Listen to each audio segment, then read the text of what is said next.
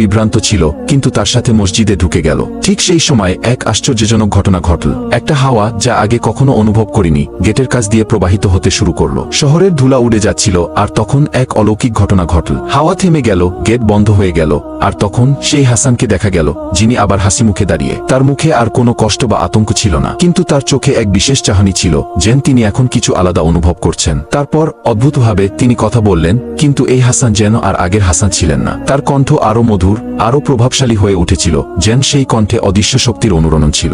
আমার কণ্ঠ ফিরে এসেছে, তিনি বললেন, আর প্রতিটি শব্দ যেন পুরো মসজিদে প্রবাহিত হচ্ছিল। কিন্তু সেটা শুধু শব্দ নয়, তা ছিল এক আশ্চর্য শক্তি, এক এমন আবেগ, যা মানুষের অন্তরে প্রবাহিত হচ্ছিল। তিনি যখন মিনারটির চূড়ায় উঠলেন, তখন পুরো মসজিদ যেন স্তব্ধ হয়ে গেল। সবার চোখের সামনে মাগরিবের আজান আগের চেয়েও আরো মোহনীয় ও স্পষ্ট হয়ে উঠল। আমিও দাঁড়িয়েছিলাম, সেই আজান শুনছিলাম, প্রতিটি ধ্বনি যেন আমার অন্তর ছুঁয়ে যাচ্ছিল। এমন মনে হচ্ছিল আমি কখনোই এই আজান শোনার যোগ্য ছিলাম না। এটা যেন আল্লাহর বিশেষ ইচ্ছা ছিল, যে তিনি এই মুহূর্তে হাসানকে সেই অভূতপূর্ব কণ্ঠ দিয়েছেন। আজান শেষ হওয়ার পর হাসান মিনারটির থেকে নেমে এলেন।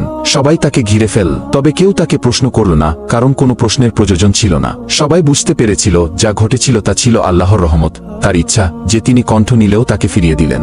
সেদিন থেকে হাসানের কণ্ঠ কখনোই থেমে যায়নি। তবে আমি জানি, যতবার আমি তার কণ্ঠ শুনি, ততবার মনে হয় এটি শুধুমাত্র একটি কণ্ঠ নয়, এটি এক মোহনীয় তিলাওয়াত, যে তিলাওয়াত আমাকে আল্লাহর দিকেই টেনে নিয়ে যায়।